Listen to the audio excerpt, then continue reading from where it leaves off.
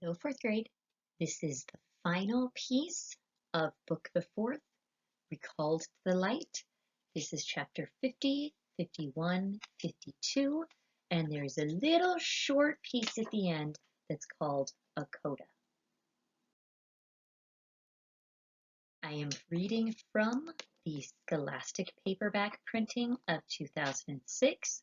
The text copyright for Despero is 2003.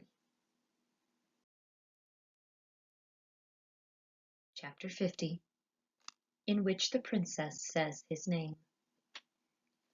"Princess!" Despero shouted. "Princess, I have come to save you!" The Princess P heard her name. She looked up. "Despero," she whispered. And then she shouted it. "Despero!" Reader, nothing is sweeter in this sad world than the sound of someone you love calling your name. Nothing. For Despero, the sound was worth everything. His lost tail, his trip to the dungeon, and back out of it, and back into it again. He ran toward the princess, but Roscuro, baring his teeth, blocked the mouse's way. The princess cried, "Oh no, Rat, please, don't hurt him. He's my friend." Mig said, "Don't worry, Princess. I will save the Misi." And she took the kitchen knife, and she aimed to cut off the rat's head. But she missed her mark. "Whoopsie," said Miggery Sow. Chapter 51. What is that smell?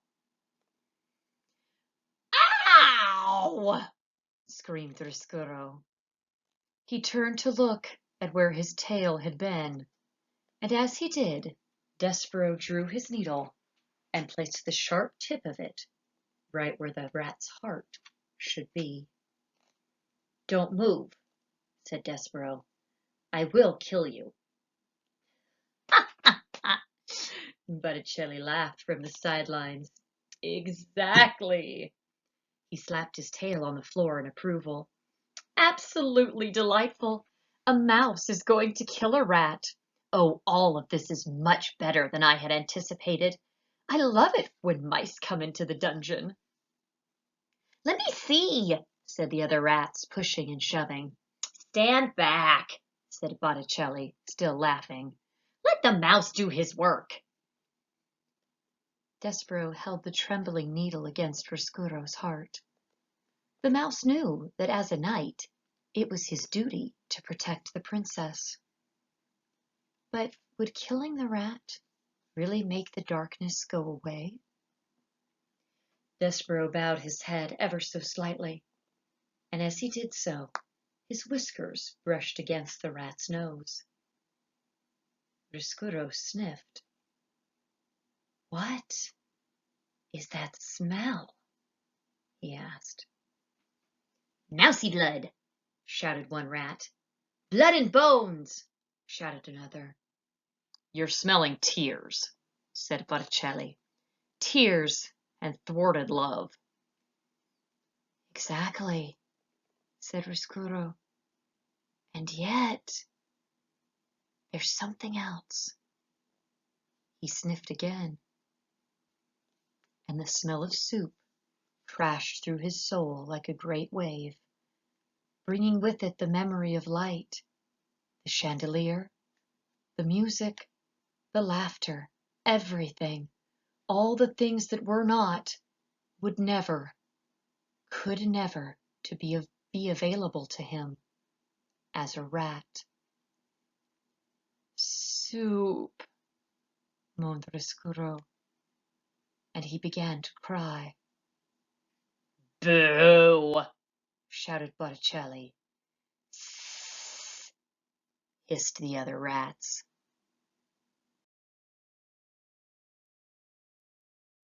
"Kill me," said Roscuro. He fell down before Despero. "It will never work. All I wanted was some light. That's why I brought the princess here, really. Just for some beauty, some light of my own. Please, shouted Botticelli, do kill him. He is a miserable excuse for a rat. No, Despereaux, said the princess. Don't kill him. Despereaux lowered his needle. He turned and looked at the pea. Boo! Shouted Botticelli again. Kill him! Kill him! All this goodness is making me sick. I've lost my appetite. Gore! Shouted Mig, waving her knife. I'll kill him. No, wait, said the princess. Riscuro, she said to the rat. What? He said. Tears were falling out of his eyes and creeping down his whiskers and dripping onto the dungeon floor. And the princess took a deep breath and put a hand on her heart. I think, reader, that she was feeling the same thing that Despereaux had felt when he was faced with his father begging him for forgiveness. That is, P was aware suddenly of how fragile her heart was, how much darkness was inside it, fighting always with the light. She did not like the rat. She would never like the rat. But she knew what she must do to save her own heart. And so, here are the words that the princess spoke to her enemy. She said, Riscuro, would you like some soup? The rat sniffed. Don't torment me, he said. I promise you, said the princess, that if you lead us out of here, I will get cook to make you some soup, and you can eat it in the banquet hall. Speaking of eating, shouted one of the rats, give us the mousie. Yeah, shouted another. Hand over the mousie. Who would want him now? Said Botticelli. The flavor of him will be ruined. All that forgiveness and goodness. Blech. I, for one, am leaving. Soup? In the banquet hall? Riscuro asked the princess. Yes, said the pea. Really? Truly, I promise.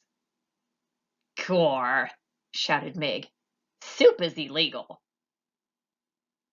But soup is good, said Despereaux. Yes, said the pea. Isn't it? And the princess bent down before the mouse. You are my knight, she said to him, with a shining needle, and I am so glad that you found me. Let's go upstairs. Let's eat some soup. And reader, they did.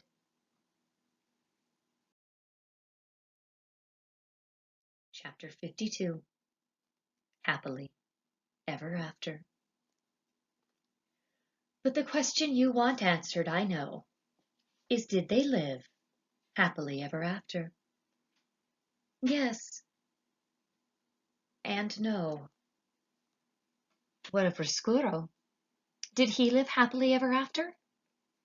Well, the Princess P gave him free access to the upstairs of the castle, and he was allowed to go back and forth from the darkness of the dungeon to the light of the upstairs. But alas, he never really belonged in either place. The sad fate, I'm afraid, of those whose hearts break and mend in crooked ways. But the rat, in seeking forgiveness, did manage to shed some small light, some happiness, on to another life. How? Well, Riscuro, reader, told the princess about the prisoner, who had once owned a red tablecloth, and the princess saw to it that the prisoner was released, and Riscuro led the man up out of the dungeon and to his daughter, Miggery Sow. Mig, as you might have guessed, did not get to be a princess, But her father, to atone for what he had done, treated her like one for the rest of his days. And what of Despereaux? Did he live happily ever after? Well, he did not marry the princess, if that's what you mean by happily ever after. Even in a world as strange as this one, a mouse and a princess cannot marry. But reader, they can be friends. And they were. Together they had many adventures. Those adventures, however, are another story. And this story, I'm afraid, must now draw to a close. But before you leave, reader, imagine this. Imagine an adoring king, and a glowing princess, and a serving girl with a crown on her head, and a rat with a spoon on his, all gathered around a table in the banquet hall. In the middle of the table there is a great kettle of soup. Sitting in the place of honor, right next to the princess, is a very small mouse with big ears. And peeking out from behind a dusty velvet curtain, looking on in amazement at the scene before them, are four other mice. Mon Dieu! Look, look, says Antoinette. He lives, he lives, and he seems such a happy mouse. Forgiven, whispers Lester. Cripes, says Furlough. Unbelievable. Just so, the threadmaster Hovis smiling. Just so. And reader, it is just so, isn't it? The end.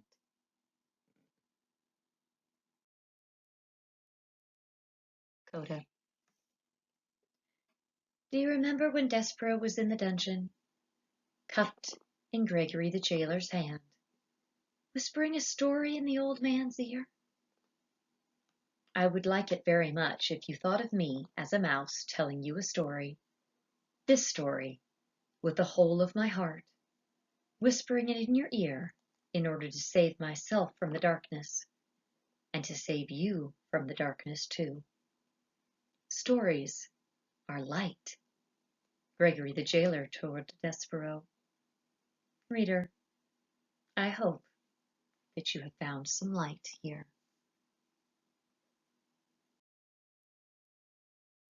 And that is the end of the tale of Despereaux, ladies and gentlemen. Just one little thank you for this PowerPoint. Our next story will be Charlie and the Chocolate Factory, and so we'll be getting that started this week. Talk to you soon. Bye.